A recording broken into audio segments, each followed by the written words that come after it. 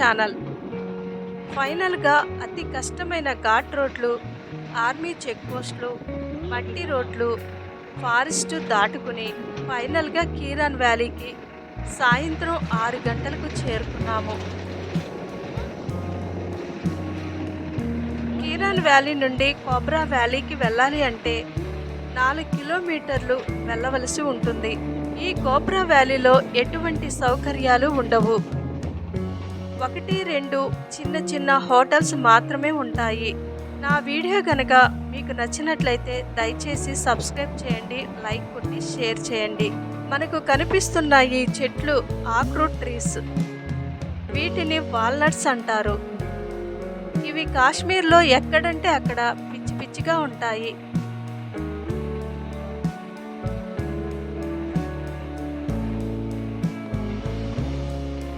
Cobra వ్యాలీలో night stay చేయడానికి టెంటులు రెంట్కి ఇస్తారు. మేము మాత్రం మా సొంత టెంట్ వేసుకున్నాము. Welcome to Keran valley. అతి కష్టం మీద సాయంత్రానికి కీరాన్ వ్యాలీకి చేరుకున్నాము. చూడండి వ్యాలీ ఎంత బ్యూటిఫుల్గా ఉందో. ఉదయం నుండి సాయంత్రం వరకు మేము పడిన కష్టమంతా ఈ వ్యాలీ చూడగానే మర్చిపోయాము. ఈ నది పేరు నీలం నది. నీలం నది అవతల కనిపిస్తున్నదే పాకిస్తాన్.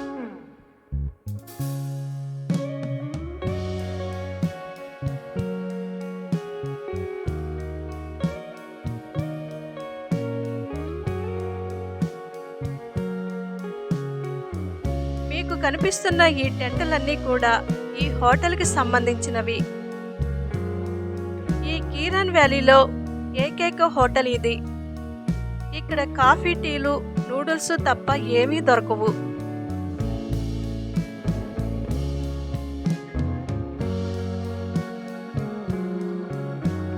ఇదే కీరాన్ వ్యాలీ. పాకిస్తాన్ వైపు కనిపిస్తున్న ఊరు కీరాన్ వ్యాలీ. నది యువతల ఇండియా వైపు ఉన్నది కూడా కీరాన్ వ్యాలీనే. అంటే ఒకే ఊరు, 2 దేశాలు. పాకిస్తాన్ వైపు కనిపిస్తున్న ఇవి అన్నీ హోటల్సే. ఇదే పాక్ ఆక్రమిత కాశ్మీర్, POK అని అంటారు.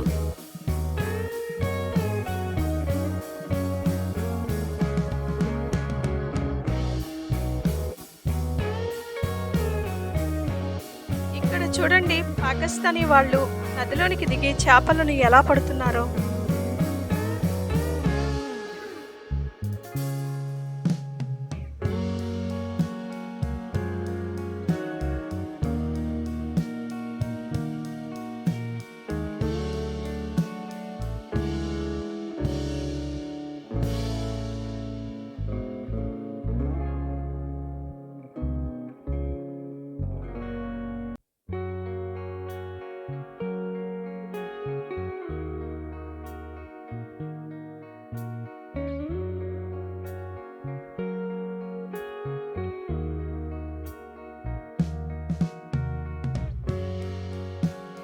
పాకిస్తాన్లో మనకు కనిపిస్తున్న ఈ రోడ్డు ముజాఫర్బాద్ వెళ్ళడానికి మెయిన్ హైవే రోడ్ ఇది.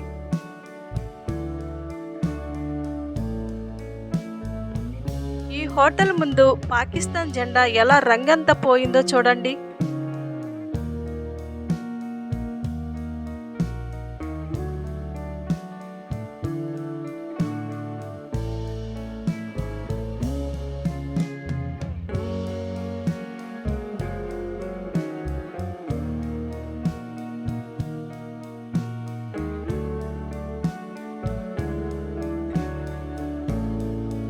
ఈ నదిలో నీళ్లు ఎప్పుడు బ్లూ కలర్లో ఉంటాయి. అందుకే దీనిని నీలం నది అని పిలుస్తారు. కానీ ఇప్పుడు మంచు ఎక్కువగా కరిగి రావటం వలన నీళ్లు ఇప్పుడు ఈ రంగులో ఉన్నాయి. ఈ నదిని మన ఇండియా వాళ్ళు కిషన్ గంగా అని పిలుస్తారు. పాకిస్తాన్ వాళ్ళు నీలం నది అని పిలుస్తారు. మనకు ఎదురుగా కనిపిస్తున్న కొండ అవతల బాలాకోట్ ఉంది. ఇక్కడి నుండి బాలాకోట్ చాలా దగ్గర. ఇంతకీ మీకు గుర్తొచ్చిందా? అదేనండి, దేవుడు తీవ్రవాదులు ఊరి మిలిటరీ క్యాంపు మీద దాడి చేసి మన జవాన్లను చంపినందుకు మనం ఫస్ట్ టైం పాకిస్తాన్లోనికి వెళ్ళి బాలాకోట్ మీద సర్జికల్ స్ట్రైక్ చేశాము. ఆ ప్లేస్ ఈ కొండ అవతలే ఉంది.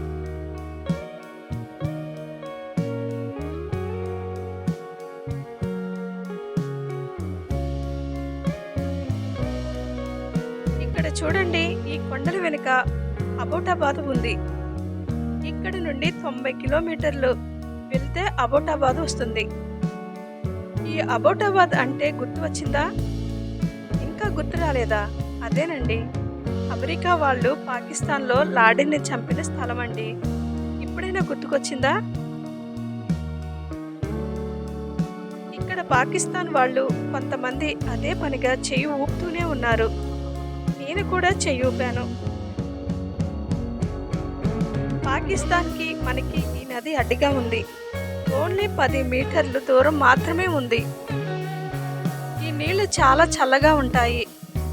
ఐస్ కరిగి వచ్చిన నీళ్లు కదా, అందుకని.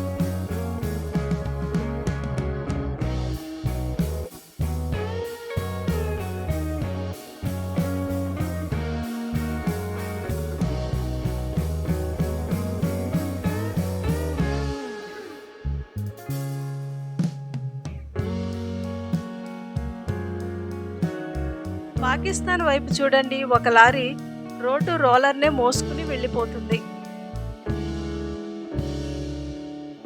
ఈ నీటి ఉధృతి తక్కువగా ఉన్నప్పుడు అటువైపు మాటలు ఇటువైపుకి, ఇటువైపు మాటలు అటువైపుకి క్లియర్గా వినిపిస్తాయి.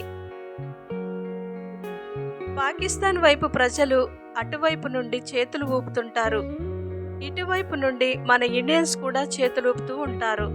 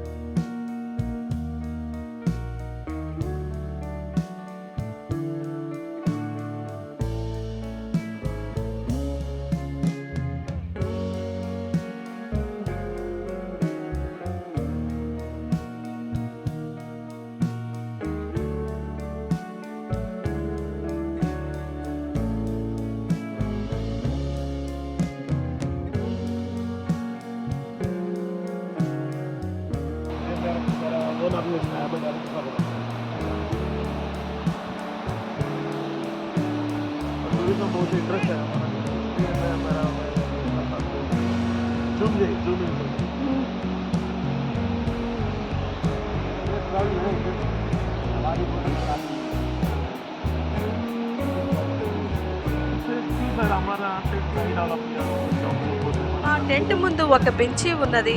అందరూ వచ్చి ఇక్కడ కూర్చుని అన్ని విషయాలను షేర్ చేసుకుంటారు.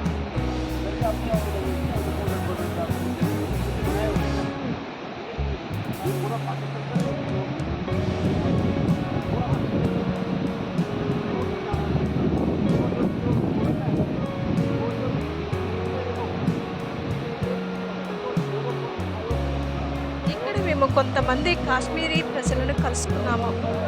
వారి సంప్రదాయాలు, వారి యొక్క కట్టుబాట్ల గురించి తెలుసుకున్నాము.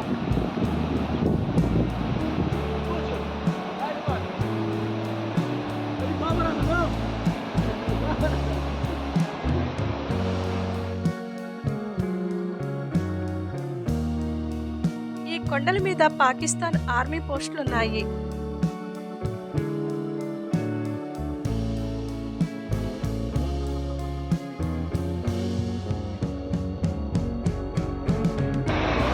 పాకిస్తాన్ మినీ బస్ చూడండి ఎలా ఉందో. మా లగేజ్ అంతా కూడా టెంట్లో సర్దుకున్నాను. ఇప్పుడే మెల్లగా చీకటి పడుతుంది.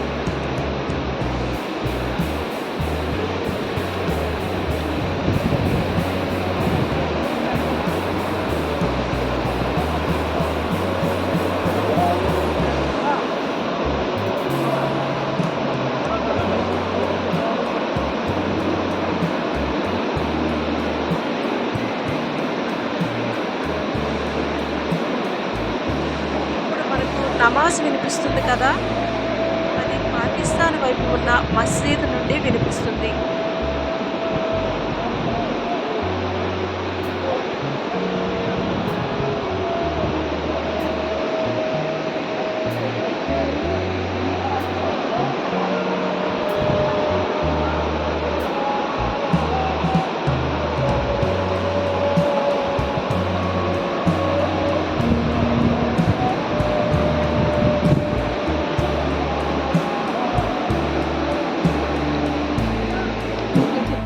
ఇక్కడ రాత్రైతే ఎవరు టూరిస్టులు నిద్రపోరు.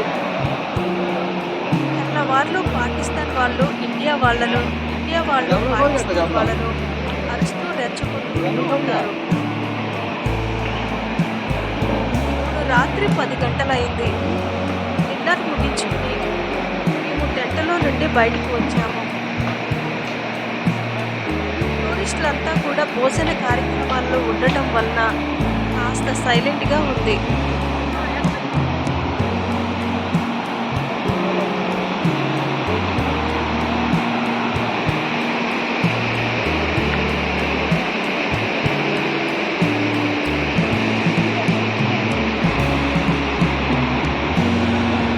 ఇప్పుడు రాత్రి 11 అవుతుంది. చలి మాత్రం చాలా ఎక్కువగా ఉంది. పాకిస్తాన్ సైడు, ఇండియా సైడు పరిస్థితులు ఎలా ఉన్నాయో చూద్దాము. ఒకప్పుడు పాకిస్తాన్ నుండి ఉగ్రవాదులు ఇండియాలోనికి రావడానికి ఈ మార్గాన్నే ఎక్కువగా ఉపయోగించేవాళ్ళు. చలికాలంలో ఈ నదిలో నీళ్లు తగ్గినప్పుడు వాళ్ళు చొరబాటు చేయడానికి ఎక్కువ అవకాశం ఉంటుంది. ఇక్కడ ఎటువంటి ఫెన్సింగ్ కూడా ఉండదు.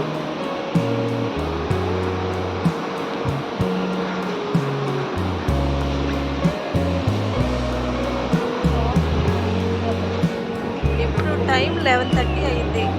టూరిస్టులందరూ డిన్నర్ ముగించుకుని ఒక్కొక్కరు బయటకు వస్తున్నారు.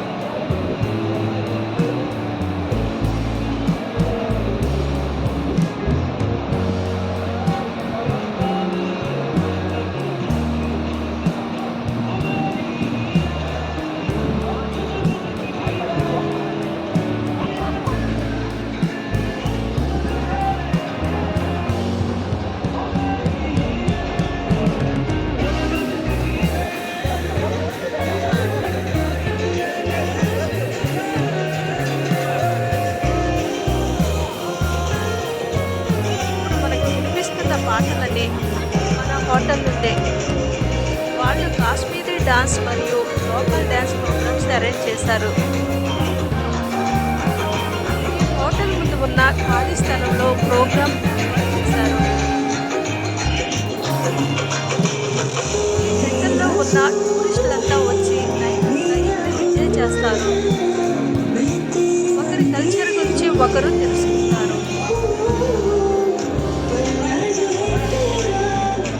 ఇక్కడ చూడండి, మన ఇండియన్స్ పాకిస్తానీస్ని ఎలా ఏడిపిస్తున్నారో. సడన్గా వాతావరణం మారిపోయి ఎదురుగాలు మొదలయ్యాయి. టెంట్ ఎగిరిపోతుందేమోనని భయపడ్డాము. ఇక్కడ ప్రజలు ఒకరికొకరు చేతులు ఊపుకుంటారు. రాత్రి అయితే మాత్రం టార్చ్ లైట్స్, ఫోన్ లైట్స్ వేసుకుంటారు.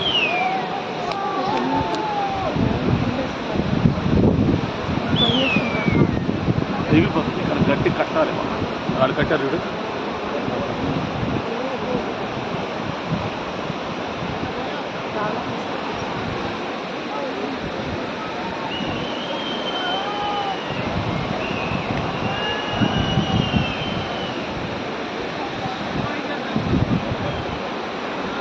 పాకిస్తాన్ వాళ్ళు మన వైపు లైట్స్ ఎలా వేస్తున్నారో చూడండి.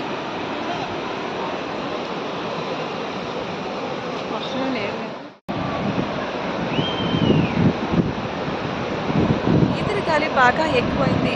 టెంటలు ఎగిరిపోతాయేమోనని అందరూ కొంచెం టెన్షన్ పడుతుంటే కొంతమంది ఆ టెన్షన్ లేకుండా ఒకరికొకరు లైట్స్ ఊపుకుంటూనే ఉన్నారు.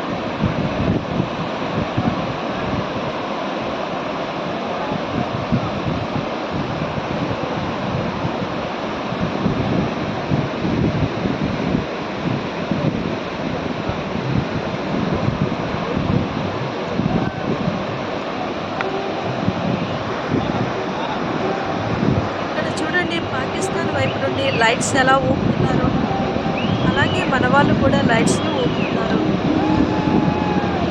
ఇప్పుడు టైం 2 అవుతున్నా కూడా నిద్రపోకుండా ఒకరికొకరు లైట్స్ వేసుకుంటూ ఆ లైట్స్ ఊపుతూ ఉన్నారు.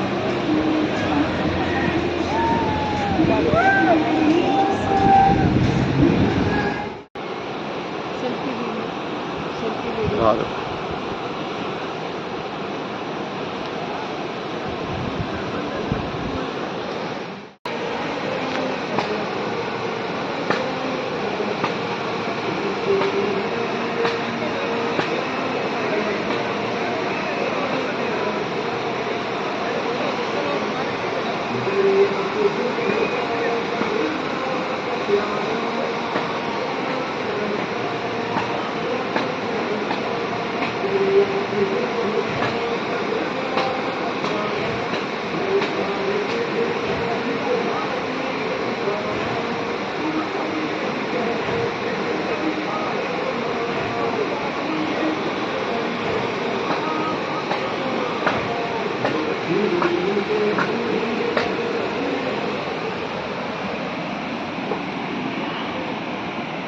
ఇప్పుడు పాకిస్తాన్‌లో కరెంట్ పోయింది. మన ఇండియా వాళ్ళు కరెంట్ పోయినందుకు వాళ్ళని ఎలా ఏడిపిస్తున్నారో చూడండి. కరెంట్ పోయిందంట ఇలాగ.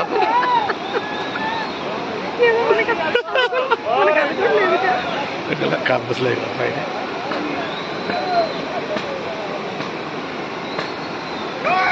పాకిస్తాన్లో కరెంట్ పోయిందంటే ఇది కాదు.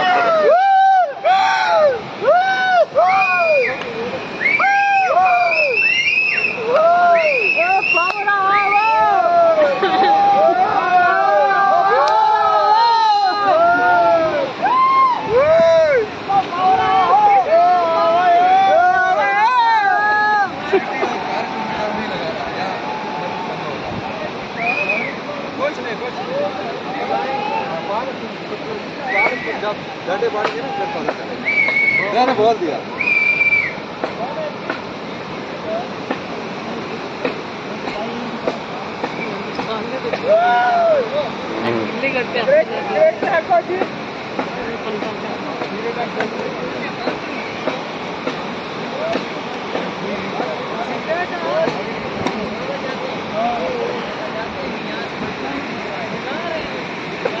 ఎంతసేపటికి కరెంటు రాకపోయేసరికి మన వాళ్ళ అల్లరి తట్టుకోలేక మేము నిద్రపోయాము. ఇప్పుడే తెల్లవారింది. నైట్ అంతా చాలా చలిగా ఉంది. ఎదురుగా నదిలో ఐస్ వాటర్ వెళ్తుంది. మనం ఉన్న ఈ ప్రదేశం సముద్ర మట్టానికి 5,000 మీటర్ల ఎత్తులో ఉన్నాము.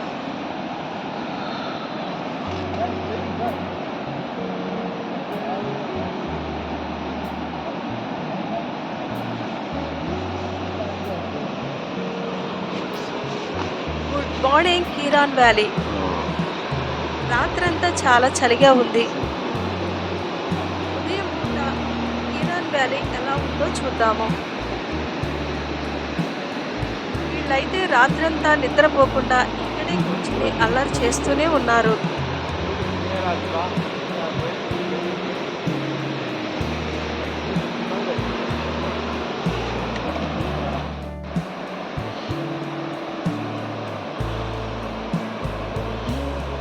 కొంచెం ఫ్రెష్ అయ్యి బ్రేక్ఫాస్ట్ చేసి ఈ విలేజ్ గురించి తెలుసుకుందాము.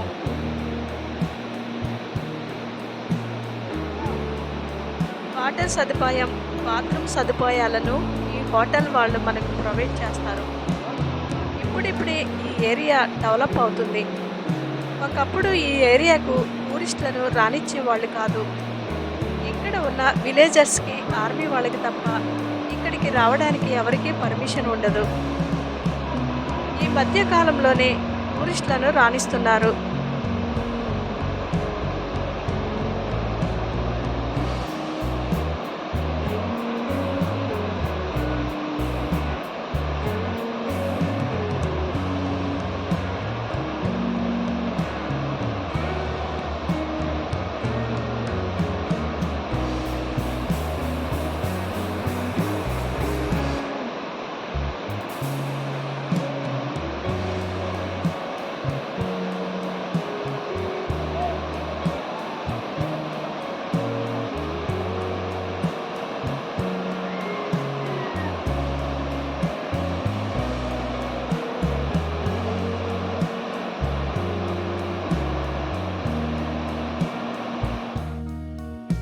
ఒక్కొక్కరు రెడీ అవుతున్నారు.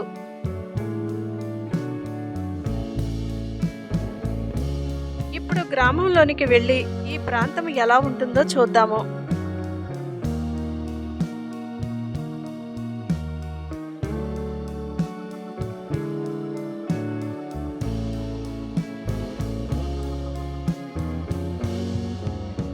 ఉమ్.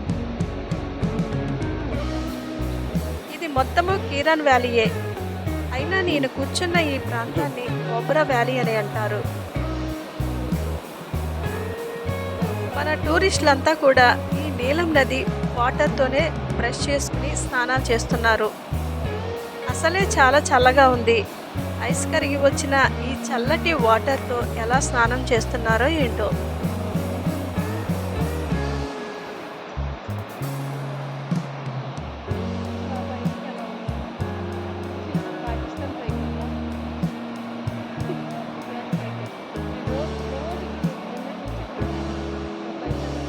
నా వీడియో కనుక మీకు నచ్చినట్లయితే దయచేసి సబ్స్క్రైబ్ చేయండి, లైక్ కొట్టి షేర్ చేయండి.